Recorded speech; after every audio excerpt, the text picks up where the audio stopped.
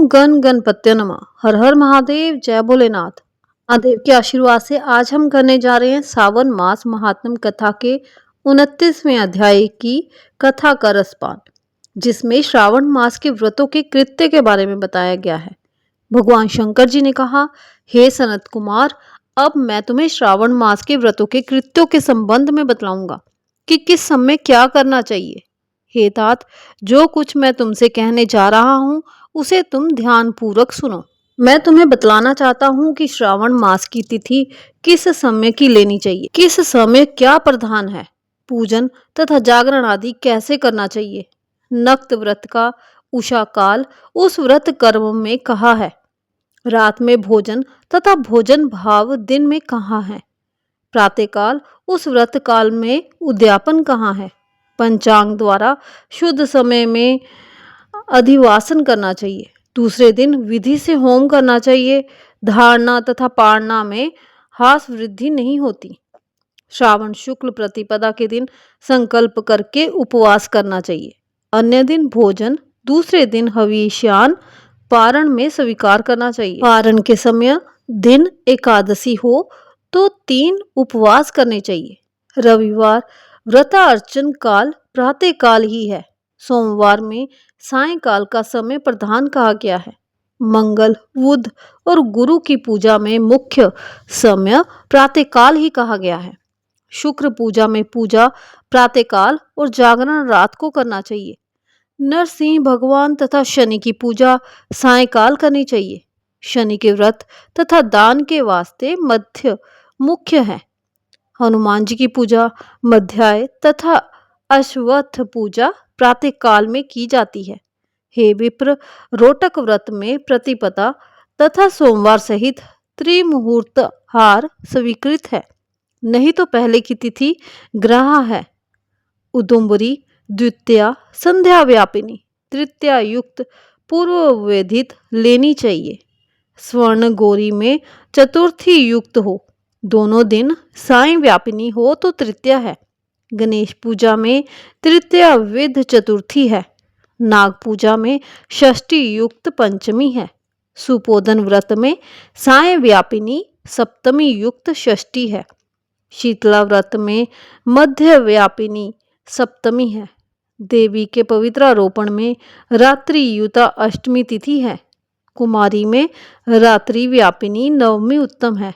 आशा में रात्रि व्यापिनी दशमी है। हे तात, दशमी विद्या एकादशी अग्रहा है, उसके वेद को बतलाता हूँ। अर्णोदय समय दशमी वेद वैष्णवों के यहाँ होता है। सूर्य उदय समय में स्मार्तों के यहाँ दशमी वेद होता है। इस रीति द्वारा द्वादशी पवित्रारोपण में कही गई है। अनंग व्रत में रात्रि व्यापिनी त्रयोदशी है। द्वितीय प्रहर व्यापिनी हो जाने से तत्तर होती है। शिव पवित्रारोपण में चतुर्दशी रात्रि व्यापिनी है। अर्धरात्रि व्यापिनी अधिक उत्तम है। उपाकर्म तथा उत्सर्ग में पूर्णिमा श्रवण नक्षत्र में हो तो ग्राहा है। यदि अन्य दिन पूर्णिमा 3 मुहूर्त है तो व्रत दूसरे दिन करना चाहिए, नहीं तो ऋग्वेद तैत्तिरीय शाखा वालों को पहले दिन करना चाहिए। तैत्तिरीय शाखा वाले यजुर्वेदियों को अन्य दिन पूर्णिमा 3 मुहूर्त रहने पर भी उपाकर्म और उत्सर्ग दोनों पूर्व ही करना चाहिए। पूरे दिन पूर्णिमा तथा श्रवण नक्षत्र 1 मुहूर्त उत्तर संबंध हो और अन्य 2 दिन मुहूर्त के भीतर पूर्णिमा श्रवण नक्षत्र समाप्त हो तो पूर्व दिन करना चाहिए। उपरांत काल में सामवेदियों को हस्त नक्षत्र उपरांत काल व्यापिनी हो तो पहले दिन करना चाहिए। उपकर्मोत्तर सभा दीप करना चाहिए। श्रावणी कर्म तथा सर्प बल्ली को सूर्यास्त समय व्यापिनी पूर्णिमा उत्तम है। हयग्रीव उत्सव में पूर्णिमा मध्य व्यापिनी लेनी चाहिए। रक्षाबंधन कार्य में अपराह व्यापिनी पूर्णिमा ग्राहा है। चंद्रोदय व्यापिनी संकट चतुर्थी स्वीकृत है। चतुर्थी चंद्र उदय व्यापिनी दिन में हो तो अथवा ना हो तो पहले दिन करनी चाहिए, क्योंकि तृतीया के दिन चतुर्थी हो जाने से वह महत्व पुण्य फलप्रद होती है। हे तात, व्रती को पहले दिन गणनाथ को प्रसन्न करने वाली चतुर्थी का व्रत करना चाहिए। गणेश, गौरी तथा बहुला को छोड़कर अन्य देवताओं की पूजा में पंचमी विध ली गई है। भगवान श्री कृष्णचंद्र जी महाराज की पूजा में अर्धराधि व्यापिनी अष्टमी तिथि है। निर्णय के बारे में सर्वत्र 6 तिथियां मानी गई हैं। एक तो दोनों दिन पूर्ण व्याप्ति, दोनों दिन केवल व्याप्ति, दोनों दिन अंश द्वारा समव्याप्ति, अन्य दिन अव्याप्ति। इन 6 पक्षों में से 3 पक्षों में संदेह नहीं है। अब उसे सुनो। पूर्ण व्याप्ति में अंश व्याप्ति से अधिक व्याप्ति श्रेष्ठ होती है। एक दिन जो पूर्ण तिथि है वही अन्य दिन अपूर्ण कही गई है। एक दिन अव्याप्ति, अन्य दिन अंश व्याप्ति हो तो श्रेष्ठ अंश व्याप्ति होती है। अंश व्याप्ति जब हो तथा वह सम हो तो वहां संशय हो जाता है, तो भेद वाक्य निर्णय करना चाहिए। युगम वाक्यों से कहीं कहीं वार वक्षत्र योग बल से, कहीं प्रधान 2 योग से, कहीं पुराण योग से जन्माष्टमी व्रत में संदेह हो, यानी इन पक्षों में परा हो, तो प्रातःकाल पारण करना चाहिए। पिठोर व्रत में मध्य व्यापिनी अमा शुभ है। वृषभार्चन में सायंकाल व्यापिनी अमावस्या शुभ मानी गई है। ध्रुवों के संचय में संभव समय है। सूर्य की कर्क संक्रांति में 30 घड़ी पहले पुण्य समय माना गया है। सिंह संक्रांति में 16 घड़ी पहले तथा 16 घड़ी बाद में पुण्य समय हो जाता है। कुछ मुनि सिंह संक्रांति के पहले 16 घड़ी पुण्य समय कहते हैं। अगस्त्य धैर्य सम्य व्रत विधि सहित ही कहा गया है। हे तात, मैंने तुम्हें ये कर्मों का काल निर्णय कहा है। इस अध्याय को जो सुनता है तथा जो इसे सुनाता है उसको श्रावण मास के सभी व्रतों के फल की प्राप्ति हो जाती है। बोलो भोलेनाथ की जय, माँ गौरी की जय। हर हर महादेव, जय भोलेनाथ। महादेव के आशीर्वाद से अब हम श्रावण मास के अंतिम अध्याय की तरफ बढ़ रहे हैं, जो कि है 30वां अध्याय, जिसमें श्रावण मास का महत्म्य संक्षेप में तथा उसके सुनने का फल बताया गया है। तो इसे अंत तक अवश्य सुने और महादेव की कृपा का पात्र बने। वीडियो पसंद आया हो तो लाइक करें, शेयर करें, कमेंट करें और चैनल पर अगर नए हैं तो सब्सक्राइब करना ना भूलें। तो चलिए महादेव के आशीर्वाद से अब हम आरंभ करते हैं सावन मास महात्म्य कथा के 30वें अध्याय को। भगवान शंकर ने कहा, हे वत्स, श्रावण मास का जो महात्म्य मैंने तुमसे कहा है, यदि कोई पूरे 100 वर्ष तक उसका वर्णन करता रहे तो भी ये पूरी तरह से नहीं कह सकता। सती ने दक्ष प्रजापति के यज्ञ में अपनी देह का होम करने के बाद हिमालय की पुत्री होकर इसी श्रावण मास का सेवन किया था, जिसके कारण उसने मुझे प्राप्त किया था। अतः ये महीना मुझे बहुत प्रिय है। इस महीने में ना तो अधिक ठंड होती है ना अधिक गर्मी होती है। इस श्रावण मास में राजा और प्रजा दोनों को ही अपनी देह में वैदिक मंत्रों द्वारा सफेद भस्म लगानी चाहिए या जल मिश्रित 12 त्रिपुंड मस्तक, छाती, नाभि, दोनों भुजाओं, दोनों कूल्हों, दोनों कंधों, सिर, कंठ और पीठ में मानस्तोक के इस मंत्र से धारण करते हैं। सत्यो जाति दी, इससे या षड अक्षर मंत्र से सर्वांग में भस्म लगानी चाहिए। शरीर में 108 रुद्राक्षों को धारण करना चाहिए। 32 रुद्राक्ष कंठ में, 22 मस्तक में, 12 दोनों कानों में, 24 दोनों हाथों में, 8 दोनों भुजाओं में, 1 भाल में और 1 शिखाग्र भाग में धारण करना चाहिए। इस प्रकार 108 रुद्राक्ष अपनी देह में धारण करके मेरी पूजा करनी चाहिए। पंचाक्षर मंत्र ओम नमः शिवाय का जाप करना चाहिए। हे वत्स, ऐसा करने से सावन महीने में वह हमारा ही स्वरूप है, इसमें संदेह नहीं।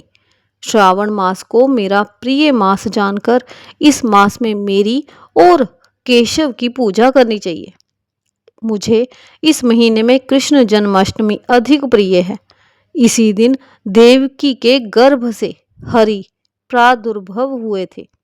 हे वत्स, ये मैंने श्रावण मास का लेश मात्र महात्म्य तुम्हें बतलाया है। अब कहो, तुम और क्या सुनना चाहते हो? श्री सनत कुमार ने कहा, हे प्रभु, श्रावण मास में करने योग्य जिन कर्मों को आपने कहा है वह सुना तो मैंने अवश्य है, किंतु सुनने के बीच मैं आनंद सागर में गोते लगाता रहा, इसलिए मुझे कुछ याद नहीं रहा। हे प्रभु, आप सब कुछ तथ्य रूप से कहिए, जिससे मुझे कर्मानुसार पता चले तथा मैं उसे भक्ति से ग्रहण कर सकूं। भगवान सदाशिव बोले, समाहित हो, शुभ अनुकर्मणियां सुनो। शौनक का पूर्व प्रश्न है, अनंतर सूत का उत्तर है। सुनने वालों के गुणों की कथा, तुम्हारे प्रश्न और श्रावण मास की निरुक्ति तथा श्रावण की स्तुति। हे मुनि श्रेष्ठ, फिर सविस्तार तुम्हारा प्रश्न हुआ। तुम्हारे द्वारा मेरी स्तुति, नाम निवर्चन आदि सहित हुई।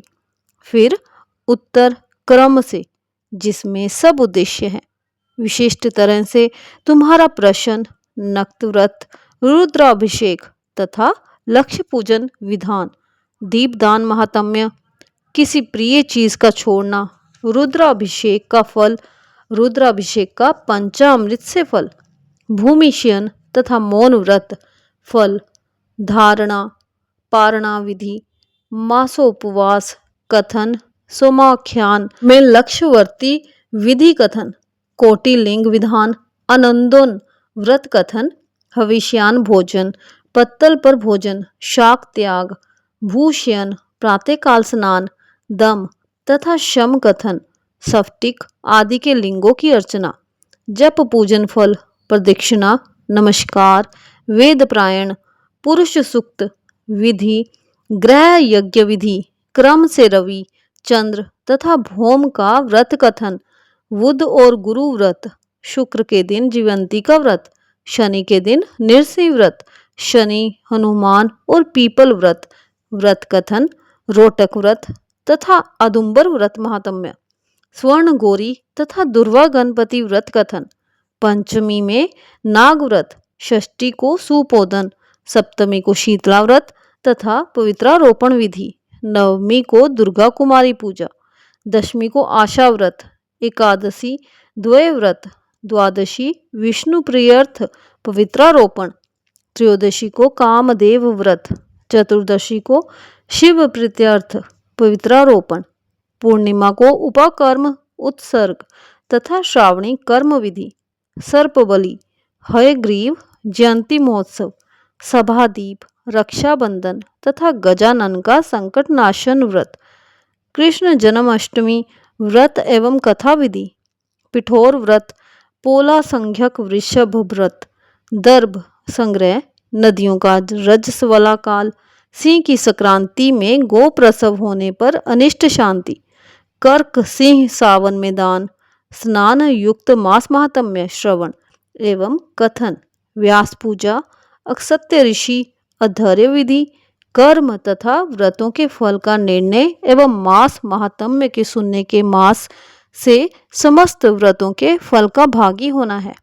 हे सनत कुमार, तुम अपने मन में इसी क्रम को ग्रहण करो। जो प्राणी इस अध्याय को सुनता है वह पूरे मास के व्रतों का फल अनायास ही प्राप्त कर लेता है। हे विप्रेंद्र, प्राणी इस मास के किसी एक व्रत को करने से मुझे सर्वप्रिय हो जाता है। सूत जी ने सोनकादि ऋषियों से कहा कि हे ऋषि वृंद, सनत कुमार श्रावण मास की स्तुति करके और देवादिदेव भगवान शंकर का अपने हृदय में स्मरण करते हुए उन सब ऋषियों से आज्ञा लेकर अपने आश्रम को चले गए। इस अद्भुत रहस्य को आप ही भी हर किसी से ना कहना। ये तो आप सबको उचित पात्र जानकर ही मैंने प्रकट कर दिया है। अथ श्री श्रावण मास महात्म्य कथा संपूर्णम। महादेव की कृपा सदा अपने भक्तों पर बनी रहे। कथा करते हुए अगर हमसे शब्दों में कोई त्रुटि हुई हो तो क्षमा दीजिएगा। हर हर महादेव, जय भोलेनाथ।